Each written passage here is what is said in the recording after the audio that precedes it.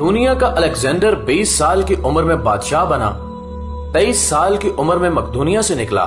اس نے سب سے پہلے پورا یونان فتح کیا، اس کے بعد وہ ترکی میں داخل ہوا اور پھر ایران کے دارا شکوہ کو شکست دی۔ پھر وہ شام پہنچا، پھر اس نے یروشلم اور بابل کا رخ کیا، پھر وہ مصر پہنچا، پھر وہ ہندوستان آیا۔ ہندوستان میں اس نے پورس سے جنگ لڑی، اپنے عزیز از جان گھوڑے کی یاد میں حالیہ شہر آباد کیا، مکران سے ہوتا ہوا واپسی کا سفر شروع کیا، راستے میں ٹائیفائڈ میں مبتلا ہوا اور 323 قبل مسیح میں 33 سال کی عمر میں بخت نصر کے محل میں انتقال کر گیا۔ دنیا کو آج تک بتایا گیا کہ وہ انسانی تاریخ کا عظیم جرنیل، فاتح اور بادشاہ تھا، اور تاریخ نے اس کے کارناموں کی وجہ سے اسے الیگزینڈر دی گریٹ کا نام دے دیا، اور ہم نے اسے سکندر یعنی بادشاہوں کا بادشاہ بنا دیا۔ لیکن آج میں 21ویں صدی کے 19ویں سال میں پوری دنیا کے مورخین کے سامنے یہ سوال رکھنا چاہتا ہوں کہ کیا حضرت عمر فاروق رضی اللہ تعالی عنہ کے ہوتے ہوئے الیگزینڈر کو سکندر اعظم کہلانے کا حق حاصل ہے؟ میں دنیا بھر کے مورخین کو سکندر اعظم اور حضرت عمر فاروق رضی اللہ تعالی عنہ کی فتوحات اور کارناموں کے موازنے کی دعوت دیتا ہوں۔ آپ بھی سوچئے، الیگزینڈر بادشاہ کا بیٹا تھا، اسے دنیا کے بہترین لوگوں نے گھڑ سواری سکھائی، اسے ارسطو جیسے استادوں کی صحبت ملی تھی، اور جب وہ 20 سال کا ہو گیا تو اسے تخت اور تاج پیش کر دیا گیا، جبکہ اس کے مقابلے میں حضرت عمر فاروق رضی اللہ تعالی عنہ کی 7 پشتوں میں کوئی بادشاہ نہیں گزرا تھا۔ آپ رضی اللہ تعالی عنہ بھیڑ بکریاں اور اونٹ چراتے چراتے بڑے ہوئے تھے، اور آپ نے تلوار بازی اور تیر اندازی بھی کسی اکیڈمی سے نہیں سیکھی تھی۔ سکندر اعظم نے آرگنائزڈ آرمی کے ساتھ 10 برسوں میں 17 لاکھ مربع میل کا علاقہ فتح کیا تھا، جبکہ حضرت عمر فاروق رضی اللہ تعالی عنہ نے 10 برسوں میں آرگنائزڈ آرمی کے بغیر 22 لاکھ مربع میل کا علاقہ فتح کیا، اور اس میں روم اور ایران کی 2 سپر پاورز بھی شامل تھیں۔ آج کے سیٹلائٹ، میزائل اور آبدوزوں کے دور میں بھی دنیا کے کسی حکمران کے پاس اتنی بڑی سلطنت نہیں جو حضرت عمر فاروق رضی اللہ تعالی عنہ نے نہ صرف گھوڑوں کی پیٹھ پر بیٹھ کر فتح کرائی تھی، بلکہ اس کا انتظام و انصرام بھی چلایا تھا۔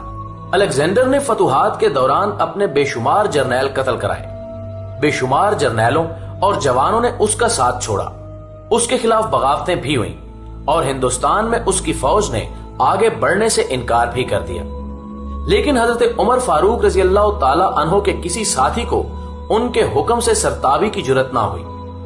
وہ ایسے کمانڈر تھے کہ آپ رضی اللہ تعالی عنہ نے عین میدان جنگ میں عالم اسلام کے سب سے بڑے سپہ سالار حضرت خالد بن ولید رضی اللہ تعالی عنہ کو معزول کر دیا، اور کسی کو یہ حکم ٹالنے کی جرت نہ ہوئی۔ آپ نے حضرت سعد بن ابی وقاص رضی اللہ تعالی عنہ کو کوفے کی گورنری سے ہٹا دیا۔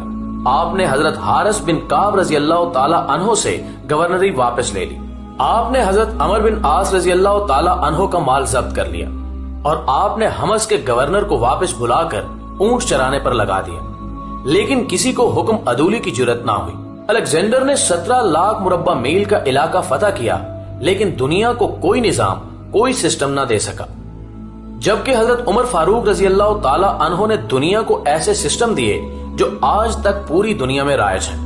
آپ رضی اللہ تعالی عنہ نے نماز فجر میں الصلاۃ خیر من النوم کا اضافہ کرایا۔ آپ رضی اللہ تعالی عنہ کے عہد میں نماز تراویح کا باقاعدہ سلسلہ شروع ہوا۔ آپ رضی اللہ تعالی عنہ نے شراب نوشی کی سزا مقرر کی، سنہ ہجری کا اجرا کیا، جیل کا تصور دیا، مؤذنوں کی تنخواہیں مقرر کی، مسجدوں میں روشنی کا بندوبست کرایا، پولیس کا محکمہ بنایا، ایک مکمل عدالتی نظام کی بنیاد رکھی، آبپاشی کا نظام قائم کرایا، فوجی چھاونیاں بنوائیں، اور فوج کا باقاعدہ محکمہ قائم کیا۔ آپ رضی اللہ تعالی عنہ نے دنیا میں پہلی بار دودھ پیتے بچوں، معذوروں، بیواؤں اور بے آسراؤں کے وظائف مقرر کیے۔ آپ رضی اللہ تعالی عنہ نے دنیا میں پہلی بار حکمرانوں، سرکاری عہدیداروں اور والیوں کے اثاثے ڈکلیئر کرنے کا تصور دیا۔ آپ رضی اللہ تعالی عنہ نے بے انصافی کرنے والے ججوں کو سزا دینے کا سلسلہ بھی شروع کیا۔ آپ رضی اللہ تعالی عنہ نے دنیا میں پہلی بار حکمران کلاس کی اکاؤنٹیبلٹی شروع کی۔ آپ رضی اللہ تعالی عنہ راتوں کو تجارتی قافلوں کی چوکیداری کرتے تھے۔ آپ رضی اللہ تعالیٰ عنہ فرمایا کرتے تھے کہ جو حکمران عدل کرتے ہیں وہ راتوں کو بے خوف سوتے ہیں۔ آپ رضی اللہ تعالیٰ عنہ کا فرمان تھا کہ قوم کا سردار قوم کا سچا خادم ہوتا ہے۔ آپ رضی اللہ تعالیٰ عنہ کی مہر پر لکھا تھا، عمر نصیحت کے لیے موت ہی کافی ہے۔ آپ رضی اللہ تعالیٰ عنہ کے دسترخوان پر کبھی 2 سالن نہیں رکھے گئے۔ آپ رضی اللہ تعالیٰ عنہ زمین پر سر کے نیچے اینٹ رکھ کر سو جاتے تھے۔ آپ رضی اللہ تعالیٰ عنہ سفر کے دوران جہاں نیند آ جاتی، آپ کسی درخت پر چادر تان کر سایہ کرتے تھے اور سو جاتے تھے، اور رات کو ننگی زمین پر دراز ہو جاتے تھے۔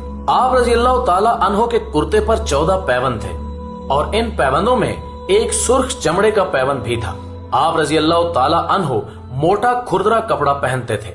آپ کو نرم اور باریک کپڑے سے نفرت تھی۔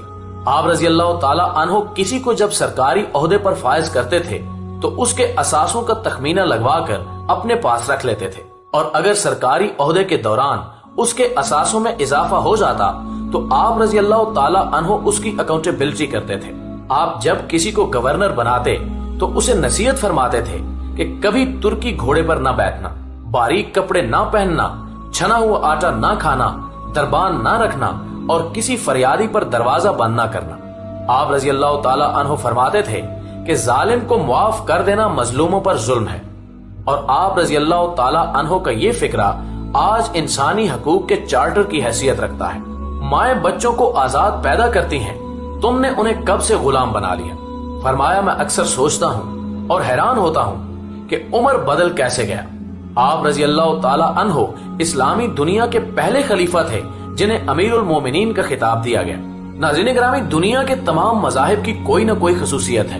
اسلام کی سب سے بڑی خصوصیت عدل ہے، اور حضرت عمر فاروق رضی اللہ تعالیٰ عنہ وہ شخصیت ہیں جو اس خصوصیت پر پورا اترتے ہیں۔ آپ رضی اللہ تعالیٰ عنہ کے عدل کی وجہ سے عدل دنیا میں عدل فاروقی ہو گیا۔ آپ شہادت کے وقت مقروض تھے، چنانچہ آپ رضی اللہ تعالیٰ عنہ کی وصیت کے مطابق آپ کا واحد مکان بیچ کر آپ کا قرض ادا کر دیا گیا، اور آپ رضی اللہ تعالیٰ عنہ دنیا کے واحد حکمران تھے جو فرمایا کرتے تھے کہ میرے دور میں اگر فرات کے کنارے کوئی کتا بھی بھوک سے مر گیا تو اس کی سزا عمر کو بھگتنا ہوگی۔ آپ رضی اللہ تعالیٰ عنہ کے عدل کی یہ حالت تھی۔ آپ رضی اللہ تعالیٰ عنہ کا انتقال ہوا تو آپ کی سلطنت کے دور دراز علاقے کا ایک چرواہا بھاگتا ہوا آیا اور چیخ کر بولا، لوگو، حضرت عمر رضی اللہ تعالیٰ عنہ کا انتقال ہو گیا۔ لوگوں نے حیرت سے پوچھا، تم مدینے سے ہزاروں میل دور جنگل میں ہو، تمہیں اس سانے کی اطلاع کس نے دی؟ چرواہا بولا کہ جب تک حضرت عمر فاروق رضی اللہ تعالیٰ عنہ زندہ تھے، میری بھیڑیں جنگل میں بے خوف پھرتی تھی اور کوئی درندہ ان کی طرف آنکھ اٹھا کر نہیں دیکھتا تھا، لیکن آج پہلی بار ایک بھیڑیا میری بھیڑ کا بچہ اٹھا کر لے گیا۔ میں نے بھیڑیے کی جرت سے جان لیا کہ آج دنیا میں حضرت عمر رضی اللہ تعالیٰ عنہ موجود نہیں ہے۔ ناظرین گرامی، میں دنیا بھر کے مورخین کو دعوت دیتا ہوں کہ وہ الیگزینڈر کو حضرت عمر فاروق رضی اللہ تعالیٰ عنہ کے سامنے رکھ کر دیکھیں۔ انہیں الیگزینڈر حضرت عمر فاروق رضی اللہ تعالیٰ عنہ کے حضور پہاڑ کے سامنے کنکر دکھائی دے گا، کیونکہ الیگزینڈر کی بنائی ہوئی سلطنت اس کی وفات کے 5 سال بعد ختم ہوگی، جبکہ حضرت عمر فاروق رضی اللہ تعالیٰ عنہ نے اپنے دور میں جس خطے میں اسلام کا جھنڈا بھجوایا، وہاں سے آج بھی اللہ اکبر کی صدائیں آتی ہیں۔ وہاں آج بھی لوگ حضرت عمر فاروق رضی اللہ تعالیٰ عنہ کے اللہ کے سامنے سجدہ کرتے ہیں۔ دنیا میں الیگزینڈر کا نام صرف کتابوں میں سمٹ کر رہ گیا ہے، جبکہ حضرت عمر فاروق رضی اللہ تعالیٰ عنہ کے بنائے نظام دنیا کے 245 ممالک میں آج بھی کسی نہ کسی شکل میں موجود ہیں۔ آج بھی جب کسی ڈاکخانے سے کوئی خط نکلتا ہے، پولیس کا کوئی سپاہی وردی پہنتا ہے، کوئی فوجی جوان 6 ماہ بعد چھٹی پر جاتا ہے، یا پھر حکومت کسی بچے، معذور، بیوہ یا بے آسرا شخص کو وظیفہ دیتی ہے، تو وہ معاشرہ، وہ سوسائٹی بے اختیار حضرت عمر فاروق رضی اللہ تعالی عنہ کو گریٹ تسلیم کرتی ہے۔ وہ انہیں تاریخ کا سب سے بڑا سکندر مان لیتی ہے، ماں سوائے ان مسلمانوں کے جو آج احساس کمتری کے شدید احساس میں کلمہ تک پڑھنے سے پہلے دائیں بائیں دیکھتے ہیں۔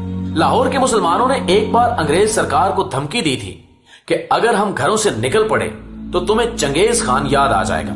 اس پر جواہر لال نہرو نے مسکرا کر کہا تھا کہ افسوس، آج چنگیز خان کی دھمکی دینے والے مسلمان یہ بھول گئے کہ ان کی تاریخ میں ایک عمر بھی تھا کہ ہم میں ایک حضرت عمر فاروق رضی اللہ تعالی عنہ بھی تھے جن کے بارے میں رسول اللہ صلی اللہ علیہ وآلہ وسلم نے فرمایا تھا کہ میرے بعد اگر کوئی نبی ہوتا تو حضرت عمر بن خطاب ہوتے۔ ناظرین گرامی، ویڈیو کے آخر میں اردو ڈسکوری کے پلیٹ فارم سے تمام دنیا کے مورخین